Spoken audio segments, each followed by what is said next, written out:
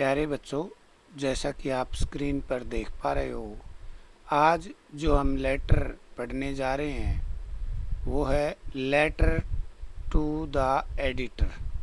संपादक को पत्र लिखो। देखिए बेटा, मैं पहले भी आपको बता चुका हूँ कि लेटर टू एडिटर कैसे लिखते हैं। एक लेटर यदि आपने मेरा लेटर टू एडिटर याद कर लिया तो किसी भी दूसरे लेटर को याद करने की ज़रूरत नहीं है। आइए हम आज एक और लेटर टू एडिटर के बारे में, पत्र के बारे में डिस्कस करते हैं। आज का जो लेटर है वो है एडिटर अबाउट लाउड स्पीकर, कि एडिटर को लिखना है लाउड स्पीकर के बारे में। तो जैसा कि आप स्क्रीन पे देख पा रहे हैं, लेटर है राइट ए लेटर, एक लेटर लिखो to the editor of a newspaper, एक न्यूज़पेपर के एक एडिटर को। कई बार यहाँ पर नाम दे देगा, भाई हिंद, द ट्रिब्यून के, the Tribune, the times of India, the Hindu. उस स्थिति में देखें आगे कैसे चेंज करेंगे। रिगार्डिंग के संबंध में, अब किसके संदर्भ में लेटर लिखना है। The disturbance caused by the loud sound of loud speaker. Disturbance होता है बेटा असुविधा, कॉज्ड मानी पैदा हो जाती है, बाय द लाउड साउंड ऊंची आवाज़ of loud speaker, loud speaker की तेज ऊंची आवाज़ से होने वाले डिस्टर्बेंस यानी कि असुविधा के बारे में हमने न्यूज़पेपर के एक एडिटर को, संपादक को पत्र लिखना है। आइए सीधे स्क्रीन पे चलते हैं। जैसा कि आप स्क्रीन पे देख पा रहे हैं, पहले 3 लाइनों में लेफ्ट हैंड साइड को जो लेटर लिखने वाला उसका एड्रेस लिखा जाता है। ये पेपर में दिया हो तो ठीक है, वरना अपने आप से लिख देंगे। जैसे मैंने यहाँ लिखा 10, हासी गेट भिवानी, यहाँ डेट लिख देंगे जुलाई 16, 2026 और डेट के बाद फुल स्टॉप लगा देंगे। उसके बाद लिखेंगे टू द एडिटर।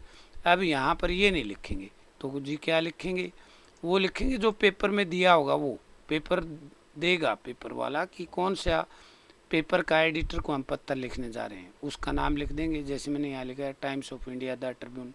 और शहर यदि मेंशन कर रखा हो तो ठीक है, अगर जिक्र नहीं कर रखा हो तो हम लिख देंगे ABC या XYZ।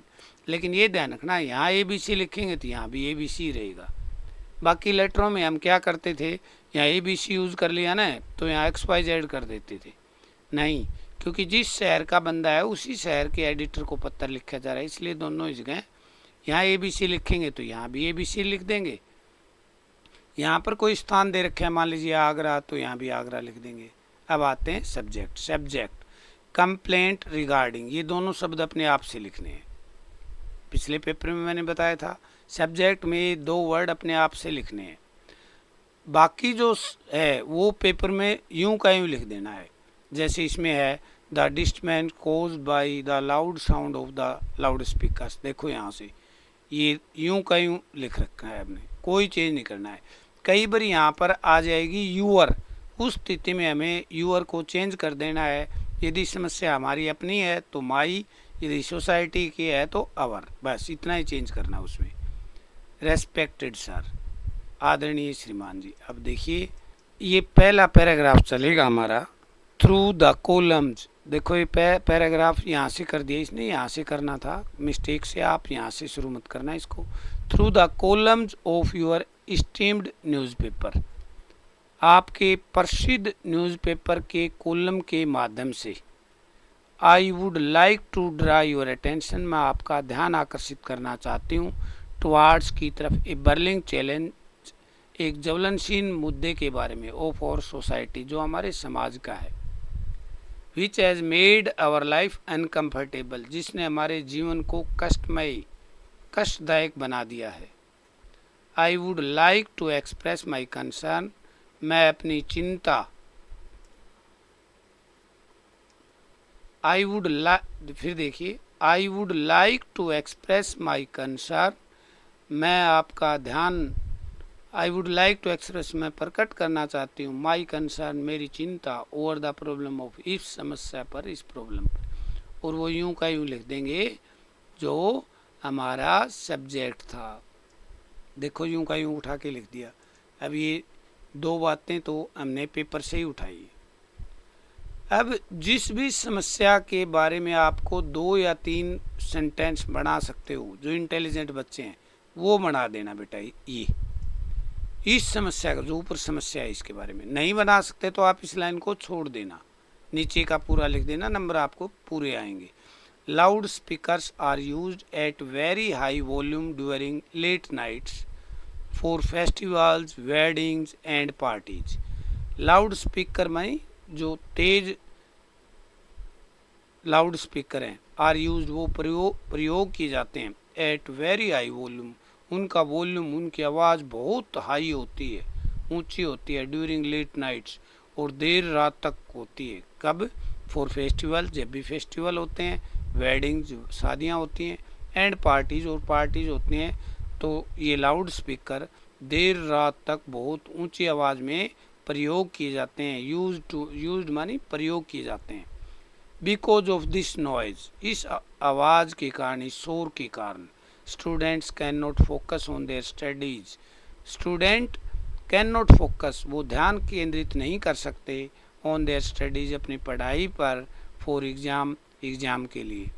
एंड एल्डरली पीपल, और जो बड़े लोग हैं, और सिक पेशेंट्स, और जो बीमार रोगी हैं, कैन नॉट स्लीप पीसफुली, वो शांति से नहीं सो सकते।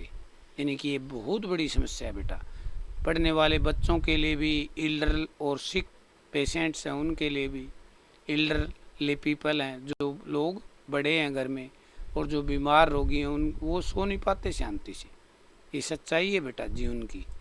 ये लाउड स्पीकर कुछ तो बगैर शादी के भी बच्चे बजाते हैं घरों में, उनको बोलो तो समस्या है। आप ऐसा काम कभी मत करना, लाउड स्पीकर की आवाज़ तेज़, उनका वॉल्यूम तेज़ कभी मत करना बेटा। आगे देखिए, ऑनिंग टू दिस प्रॉब्लम, इस समस्या के होने के कारण, या कोमा लगा देना, we are having to face a number of difficulties, हमें अनेक समस्याओं का, अनेक कठिनाइयों का, डिफ़िकल्टीज़ का फेस करना पड़ता है, सामना करना पड़ता है। आवर लाइफ, हमारा जीवन, सीम्स इन डेंजर, खतरे में प्रतीत होता है। इफ़ नेसेसरी एक्शन, यहाँ कोमा मत लगाना बेटा, ये गलत लगे हुआ है। If necessary action is not taken in time, यदि ज़रूरी एक्शन समय रहते नहीं लिया गया, the situation will get worse, तो स्थिति बहुत बुरी हो जाएगी। आई होप, मैं आशा करती हूँ, you will publish my letter, तुम मेरे इस लेटर को पब्लिश कर दोगे, छाप दोगे, इन यूर न्यूज़पेपर, अपने पेपर में, न्यूज़पेपर में, सो दैट का अर्थ होता है बेटा ताकि, द कंसर्न अथॉरिटीज, संबंधित अधिकारी, टेक अप, ले लें, इमीडिएट एक्शन, तुरंत action, to solve this problem, इस समस्या को हल करने के लिए, एज अर्ली एज पॉसिबल, जितनी जल्दी हो सके उतनी, एज अर्ली मानी जितनी जल्दी, एज पॉसिबल जहाँ तक संभव हो। यहाँ देखो बेटा, द कंसर्न अथॉरिटी के नीचे मैंने डैश डैश कर रखा है, इसका मतलब क्या है, कई बार पेपर में दे देगा एग्जामिनर, अब ये डीसी भिवानी को लिखो, तो उसमें लिख देंगे डीसी भिवानी। कई बार लिख देता है कि कंपनी के मैनेजर को लिखो, तो हम लिख देंगे मैनेजर। कई बार लिख देगा एसडीएम को लिखो, हम लिख देंगे एसडीएम। कई बार वो कहेगा डीईओ को लिखो, तो हम लिख देंगे डीईओ।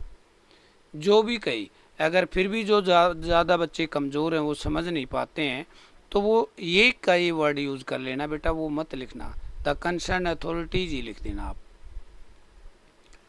तो ये सेंटेंस एक बार पुनः देख लेते हैं। आई होप, मैं आशा करती हूँ, you will publish my letter in your newspaper, आप अपने न्यूज़पेपर में मेरे पत्र को पब्लिश कर दोगे, ताकि जो कंसर्न अथॉरिटीज़ हैं, can take up immediate action, वो तुरंत एक्शन ले सकें, टू सोल्व द प्रॉब्लम, इस प्रॉब्लम को सोल्व करने के लिए, एज अर्ली एज पॉसिबल, जितनी जल्दी संभव हो सके।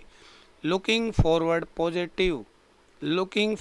To a positive information from your side, आपकी तरफ से एक पॉजिटिव सूचना की उम्मीद करते हुए, I shall be highly thankful to you for this act of kindness, मैं इस दयालुता के कार्य के लिए आपकी बहुत बहुत धन्यवादी होंगी। थैंकिंग यू इन एंटिसिपेशन, पूर्वानुमान में आपका धन्यवाद। अब यहाँ यूअर्स के बाद 3 शब्द हैं बेटा आपके पास, जो मन में आए वो लिख देना, तीनों मत लिख देना। Yours faithfully, yours sincerely, yours truly. सबसे आसान है यूअर्स ट्रूली, क्योंकि TRUE हटा देना, LY लगा देना। आपकी भवदिया खुशी।